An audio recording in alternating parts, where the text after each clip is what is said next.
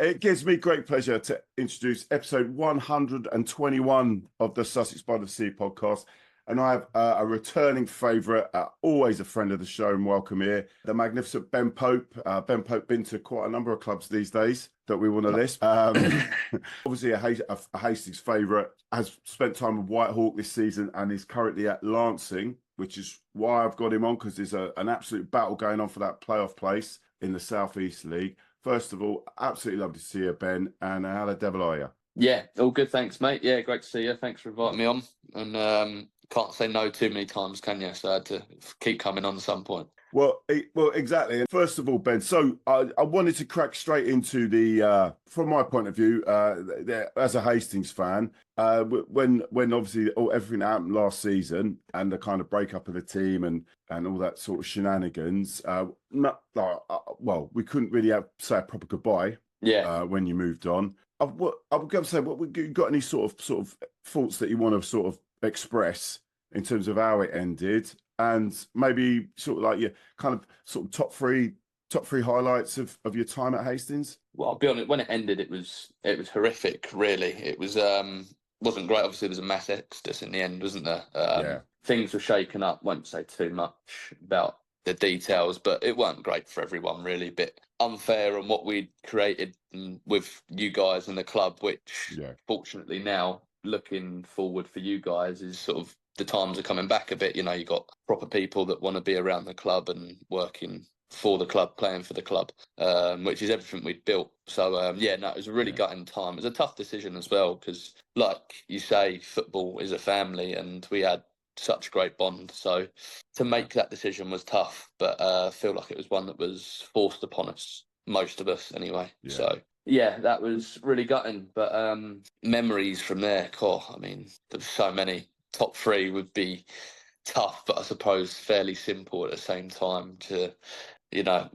number one's obviously got to be winning the league. I mean, to do that at any level is not easy, and the sense of accomplishment and what you actually need behind you to do that is everything that was so good at the club. Was the support, everyone in the background, sort of staff, volunteers, players. It was just such a great group and such a great time to be part of a club, and even talking to people that were with, or players these days that were together, just you won't be able to find anything to recreate that kind of feeling. So that'd have to be number one.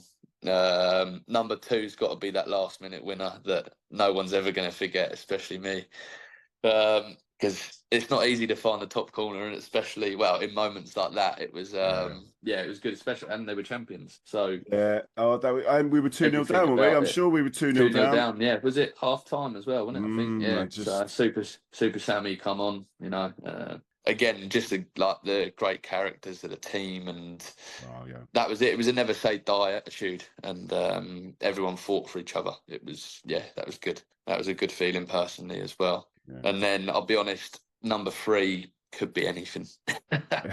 Could be anything. I'll probably say the coach journey home from Chippenham for the players. That was good. That was a good day, even though I did get sent off. But you get sent off. Taking one for the team. Yeah. So.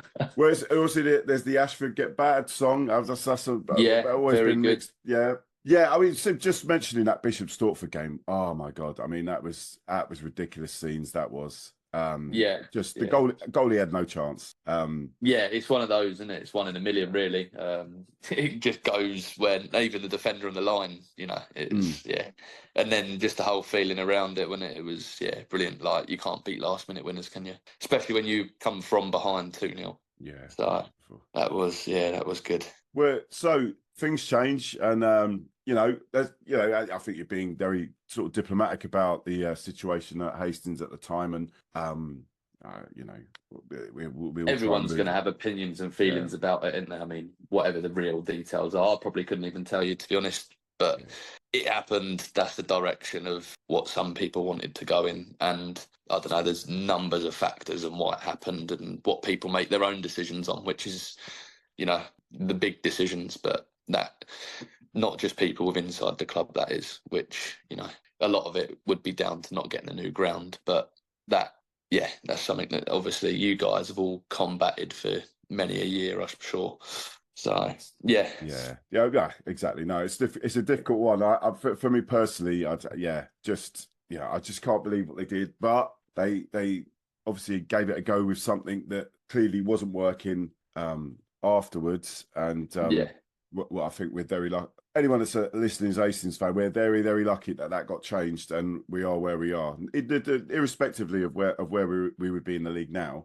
yeah. It needed to change and that kind of heart and soul come back again. But Yeah, and I think at the annoying thing is as well with being close to obviously Gary Elphick, super the Gary Elphick. changes that have gone through now was something that could have happened sooner. But yeah, that's what makes it even worse. But Yeah. for like personal opinions, like because I didn't want to leave at all. Like that was I was I was chuffed, very happy. But that's football. Like it happens at every single level, doesn't it? Unfortunately. Yes. So what opportunity come over at Whitehall, which is obviously nearer to sort of where your manor, isn't it? Really, but like, Yeah, I mean, 15 minutes away from home. Yeah, so how did you find that? Obviously, Dicko getting over there as well, and Ryan Worrell. So you're not feeling completely alone in terms of players being there. So, I mean, what was that experience like, Ben? I'll tell you, it wasn't too bad. The only bad thing for me really was I wasn't playing. I think, unfortunately, to be honest, I got an injury in the last pre-season game, which has affected my whole season. I wouldn't say, I'm being honest. I've played the last few games and I've only probably felt fully fit like I would have done after a pre-season now. So it's just been an injury-struck season for me, really. But yeah, it wasn't a bad experience. Like I say, the only worst thing was I wasn't playing. Things weren't truthful, I suppose, to the situation of what I was in, because all I want to do is play football, and that's what I went there for. It was a good challenge, local. I knew a lot of the lads anyway, and they're top class. They're a great bunch. Like, it's a good dressing room, and I'm still friends with a lot of them now. So yeah, it was all right. Wasn't bad. Wouldn't say too much was wrong or any real bad words about anyone. So yeah, it was just things had to change for me personally, and like you say, with family, I can't waste my weekends just sitting around on the bench, and I could be doing other things that are better suited to me, or playing football, which is what I want to do. So that was ultimately the decision that I just had to make to warrant going to play football at a weekend rather than sit on a bench.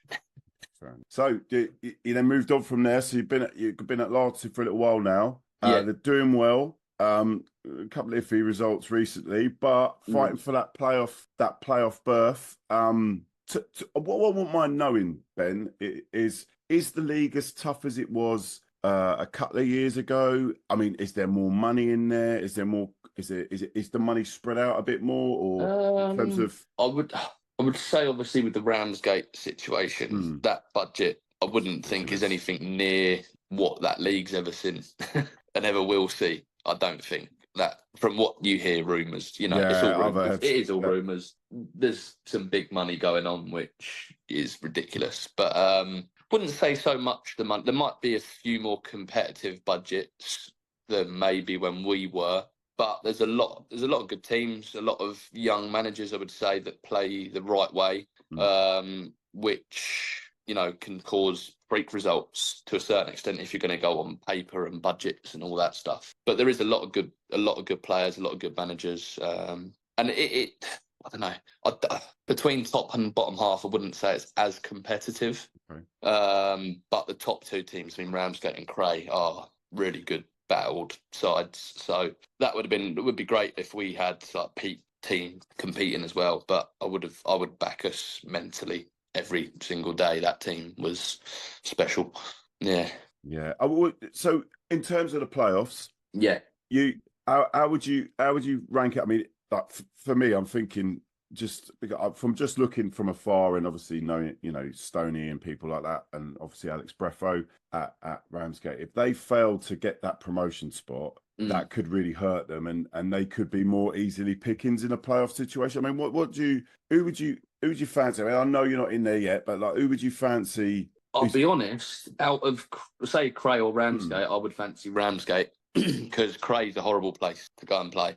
It's really tough. We actually got a point there in January, when we were performing really well. Ramsgate, like you say, I just think personally probably aren't as well balanced as Cray would be. So I think, we beat them at home, picked them off at times. I'd just say as a one-off game, I would probably fancy Ramsgate more than Cray Valley, who would be a bit more streetwise, and you wouldn't get many chances, whereas Ramsgate, I think, could lead and give quite a few away. Sittingbourne, I've not played yet. Obviously, I play them at the weekend. And we lost to Chai last weekend, who were solid. They were a very good side, actually. I was really impressed with them. That was a tough game for us. So I'll be honest, it could go anywhere. If I'm being really honest, I know quite a few of the Chai players, but I would think they potentially have a very good shout of maybe getting promotion through there. But like I say, it's all on pressure, and moments like, is that one off 90 minutes? So anything can happen to anyone. Yeah, no, it's you've got Sittingbourne, haven't Ramsgate got Cray? Is it this Ramsgate Saturday? Cray this Saturday, yeah, massive. I mean, massive games. Yeah, huge. Massive That games. is, it is huge. And like I say, luckily for us, in a certain way, Three Bridges have got a game in hand, I think, over us. I'm not sure how many points ahead they are, or if we're equal or what. But they've got, I looked at their fixtures, I didn't realise how tough a run-in they actually had. So when we lost a bit of form and a few results, I was potentially a little bit like, he's out of our reach now. But looking at their fixtures, and now the pressure may be tad off of us, I think that might have caught up with our team a little bit. Yeah, I would fancy that we might sneak in. Just having a quick look. They're 2 points ahead. Yeah. With game in hand, is that right? With game in hand. Yeah, but I'm pretty sure they are tough fixtures, all four of their games. So yeah, I mean, if we can nick 9 points, then that's all we can do. And for what the manager and the team have done this year, it's a pretty successful season. But unless you make these achievements, I suppose, or getting them places, then really you can look back at it and go, well, we had a chance, but we didn't quite make it, and it'll be disappointing. But it's all in our hands to try and get 9 points, and hopefully the others can slip up. Well, yeah. Well, I certainly hope so. I mean, how would you say, you've obviously played in the Premier? What's the biggest difference, do you think, from the South East League? Definitely physicality. I'd say there's more pace, power, strength. I think, you do have to be a lot more of an athlete within that league, and the quality possibly goes down a tad with that. I think there's a lot of very good footballers in the Southeast, a lot of very good technical, tactical players, but sometimes just that change of style of play, which is why I think you see so many varied results in the Southeast, because you'll get players or teams that play at total football and on a nice home pitch, different class, but can they take the tough task of going away where it's an absolute dive, the pitch is bobbly, muddy, like roll your sleeves up, and can you play a long ball game rather than, the nice stuff? It's, few and far between. But then again, suppose Ryman Premier, you do get a lot more nice pitches. Majority are pretty good. There are some horrific ones. I always remember the old Ashford one. I mean, they ain't got it now. Yeah, but apparently that's great now. Yeah. No, it is. We played on it in the cup, and we didn't turn up. But what's happened to Ashford anyway? I mean, is it just because they haven't got as much money? I don't know. I think there's a new owner there now as well, so I don't know if they're changing their route. Maybe more. Someone said something like they're going a bit more academy route, a bit younger. Obviously, a rebuild in their structure, but then they're a club, aren't they? They probably put a fair amount of money in and just never made it out, did they? So there comes a point where you have to look at things, and you don't know the ins and outs of clubs. No, something that's obviously just sustainable, because at the end of the day, without finance is everything for these clubs, and things do cost a lot quite quickly, or can. And obviously, what you're paying players makes a big difference to how a club can function. So, well, talking of costing a lot, this is a nice segue. Is that draw going to cost you against United, Ben? Liverpool, it's touch and go. It's exciting for the neutral, but are you winning it this year? I think we're very lucky to be where we are. And yesterday's example and the FA Cup game at Man United, we should be out of sight of games.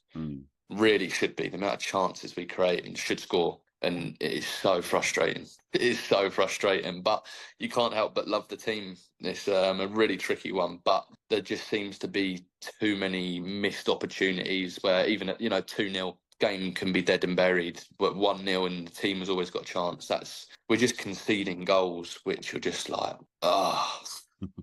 And I think that might just be the story of the season in the Premier League. And Europa League, I'd be a bit more hopeful, to be honest, in the Prem. Yeah. And I've seen Man City's fixtures, and they get such nice run-ins. It's ridiculous. Is it a conspiracy? Like you with the VAR. They're good, That's all I hear about good. is VAR and Liverpool. So it's a fixture conspiracy for Man City. VAR's shocking anyway. So that's just it is. Rate it at all. Yeah. But so I mean, all right, and okay. So you think your boys are going to do it? I mean, you're not going to. No, Right? You don't think? I don't okay, think. so who's winning it? Who's winning it then? I do. Before I saw the fixtures, I would have said Arsenal. But I do just think City should clean up the rest of their games. Yeah. Compared to what the other two teams have got. There's a couple of banana skins in there, but I just don't see City slipping up. They're just that bit too good, unfortunately, again and again and again. Ridiculous. Well, there you go. Well, okay. And one last question on Liverpool. Any idea who you think they're going to get in, or who would you like at the helm? I find it really tricky one, that, because a lot of what they do now is built around Klopp and that sort of club feel. Like everyone's knows how it is. It's sort of hell for leather, working hard, and that quality that the players have. So someone that can recreate or carry on, maybe. I think a change of style might work, but again, I wouldn't know. There's a lot of talk about, is it Sporting Lisbon manager? Maybe, but I wouldn't know. Wouldn't know who we'd want or who I'd want. I don't know. I'll be honest. As much as I watch a lot of football, I don't look into the managers and all that sort of stuff. Sort of just take it as it comes. So yeah. Well, Ben, it's a pleasure talking to you, mate, and I wish you all the best. Hope you're getting those playoffs for Lancing, and maybe see a playoff final. Hopefully, appreciate get that. down there. Depends on the bloody fixtures with Aces. We've got a Sussex Cup final that we still don't know. Well, I'll be there, so I'll catch you there. Yeah, well, whenever it is, mate. I don't know where it is yet. Unless you've got some secret. Have you heard a whisper when it's going to be? I don't know. I can try and find out training tomorrow. It's at the county FA, isn't it? So that's it. Break into the county FA for us, Ben. No, pleasure. Love to yourself and the family, mate. Take care and best of luck for your season. Top man, appreciate it. Always good talking to you, mate. Cheers. Take it easy. Cheers, Take mate. care, Ben. Bye.